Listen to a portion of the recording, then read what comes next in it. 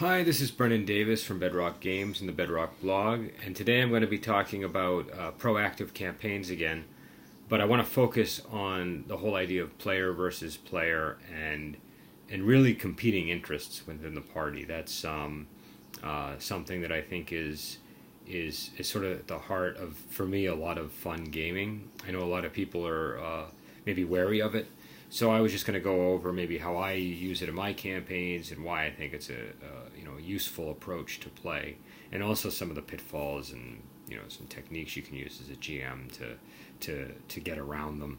But basically, I think when you have like, and again, when I say competing interest, I don't mean the players want to kill each other. I mean they might, but I mean they have goals that are not shared and occasionally conflict with each other. So you might have a character who's in the party and there's a particular book that he really needs to get, like a manual of the Jade Priestess or something, and maybe one of the other characters has a reason for him, for or nobody ever obtaining that book. So he wants to work as hard as he can to stop him. Um, you could have a player who is secretly working against the interests of an organization that the party belongs to, or has some overall goal that is something they might not be on board with if they knew what it was. So things like that I really enjoy. I think that they create interesting scenarios. I especially like them when they result rather than like combat or a big blowout that ends in the party splitting, which can happen. When it ends with some kind of resolution where the party is still intact and they just sort of have to deal with these simmering tensions.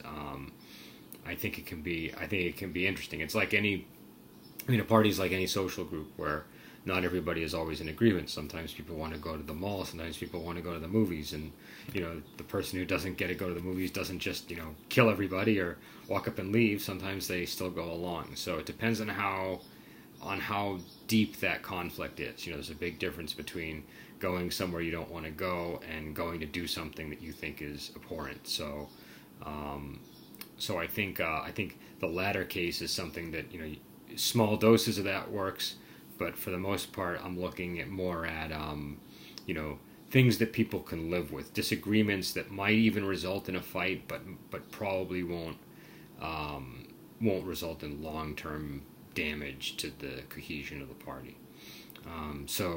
In my Overgate campaign, this has come up a bunch of times. We had the Windsaber Sunan was sort of like an item that a lot of people coveted and the party ended up getting at one point, but there was disagreement over what to do with it.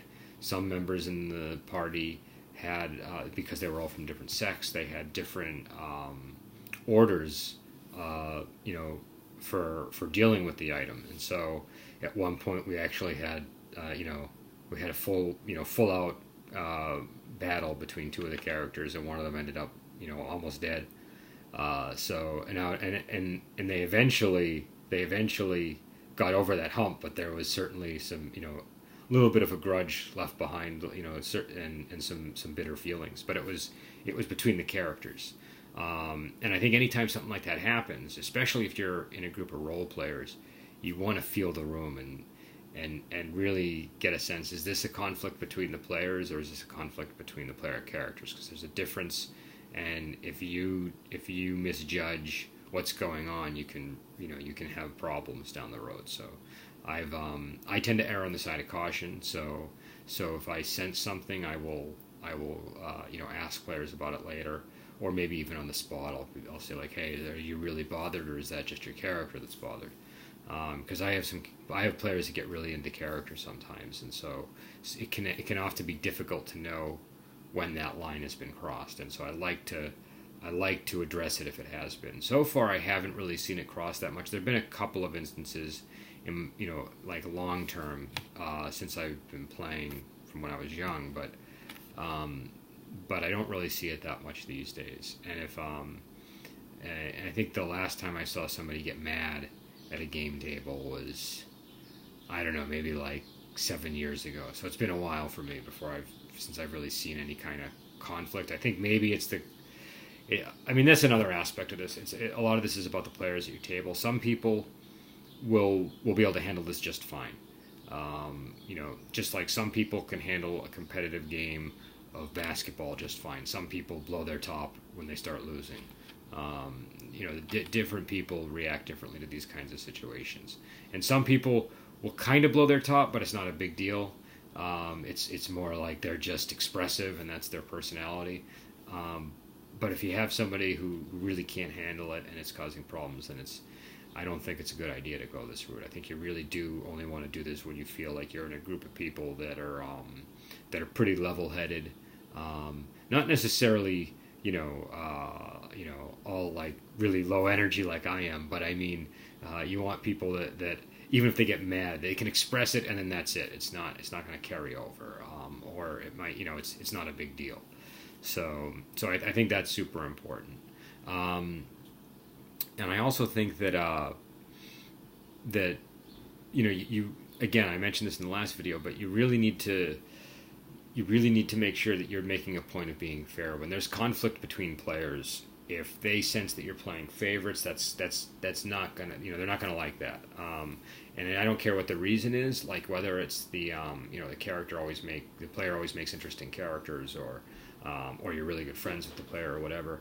I think if the other players get a sense that you're dealing with the things external to what's going on in the game, then it'll lead to a decline in how well people perceive your level of fairness in the game. So I think making sure that you have that level of trust as much as you can is important. So like if so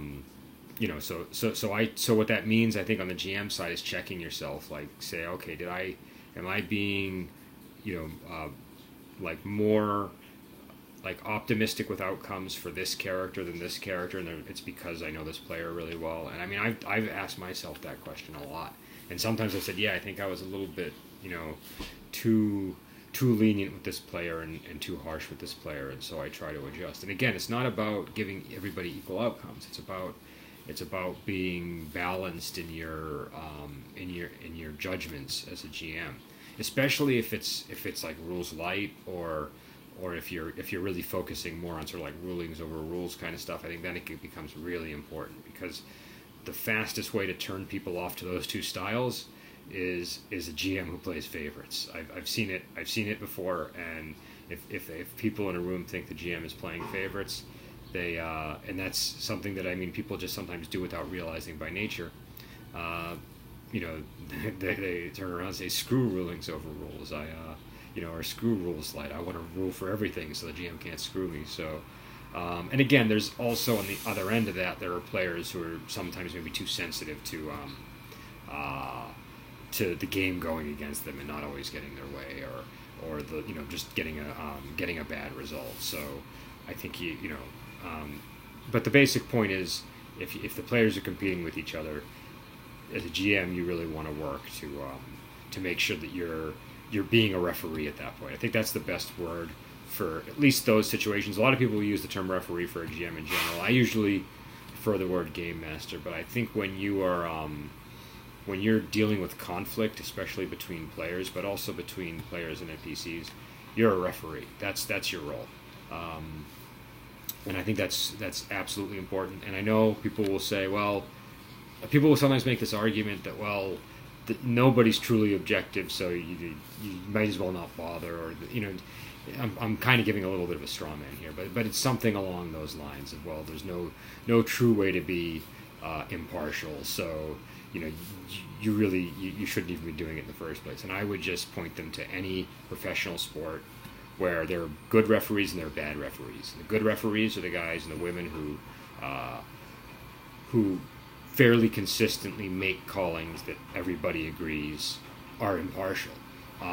They're not always 100%. They're going to be wrong sometimes, but there is a difference between an impartial ruling and one that isn't impartial. I mean, and that's what you should be striving for as a GM, is the impartial ruling.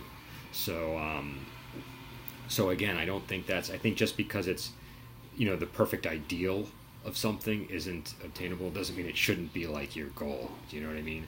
Like, I'm never going to look like Arnold Schwarzenegger, but if I just throw up my hand and say, well, just not even bother lifting weights now, then I'll just become emaciated. So it's I think you need to with GMing, you gotta, the same thing applies, especially with competitive games like where there's conflict between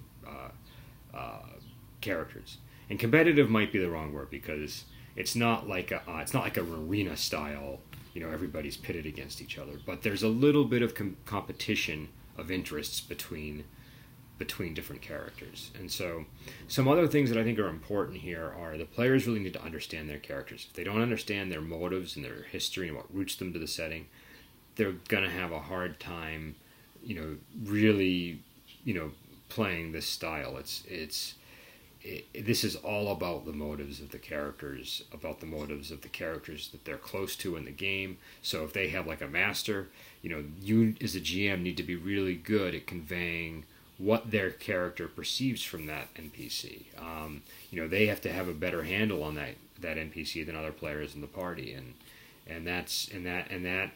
so I think that's about consistent assessment of the NPC's personality. I had an incident in the game, I think my last session, the session before, and this wasn't something where I had done anything in the game, but I had commented on an NPC's personality trait.